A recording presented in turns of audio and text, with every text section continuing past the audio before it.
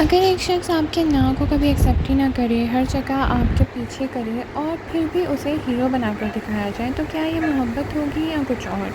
Pakistani drama دیوانگی نے اسی سوال کو جنم دیا تھا۔ ڈرامہ سپر ہٹ رہا تھا لیکن ساتھ ہی ساتھ اس پر سخت تنقید بھی ہوئی تھی۔ کئی ویورز کا کہنا تھا کہ کہانی نے obsession اور possessive بیہیویئر کو رومانٹک بنا کر پیش کیا ہے۔ آخر دیوانگی اتنا کنٹروورشل کیوں بنا تھا؟ آج ہم اسی پر بات کریں گے۔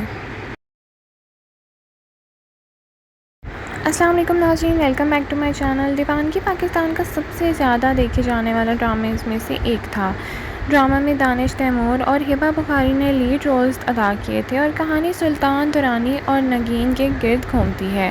سلطان ایک امیر اور طاقتور انسان تھا اور نگین سے محبت کرنے لگا تھا، لیکن جب اسے انکار ملتا ہے تو وہ انکار کو ایکسیپٹ کرنے کی بجائے اپنی دیوانگی اور بڑھا دیتا ہے۔ یہیں سے ڈرامے کی پاپولیرٹی بھی شروع ہوتی ہے اور کنٹروورسی بھی۔ ناظرین، ڈرامے کا سب سے بڑا کنٹروورسی یہ ہوا تھا کہ سلطان کا obsessive بیہیویئر کو کئی دفعہ رومانٹک اینگل سے دکھایا گیا۔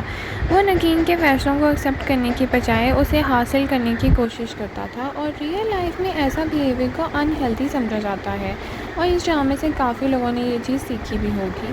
لیکن ڈرامے میں کئی سینز ایسے تھے جہاں آڈینس کو سلطان کے ایکشنز پر سمپتھی فیل کروائی گئی تھی۔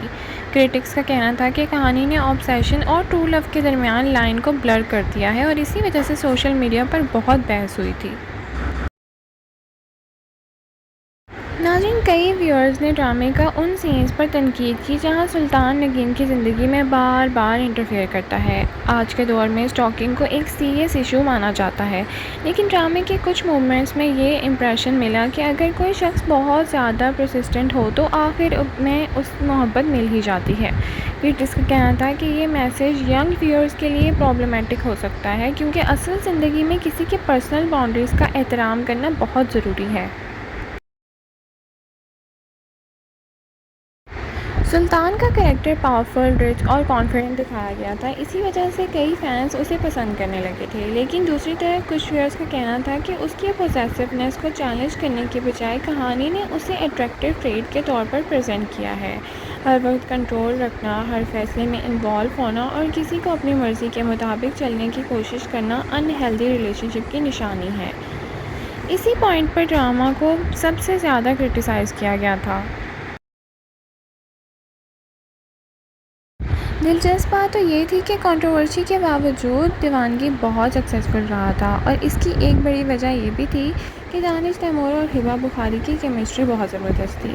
آڈینس کو ایموشنل سینز اور ڈرامٹک ٹویسٹ پسند آ رہے تھے اور ڈرامے نے ویورز کو انٹرٹین بھی کیا تھا، اور ہر ایپیسوڈ کے بعد ڈسکشن کا موقع بھی ملا، یعنی لوگوں کو کہانی کو کرٹیسائز کرنا اور بھی دیکھنا پسند تھا، اور یہی کسی بھی سکسیسفل ڈرامے کی پہچان تھی۔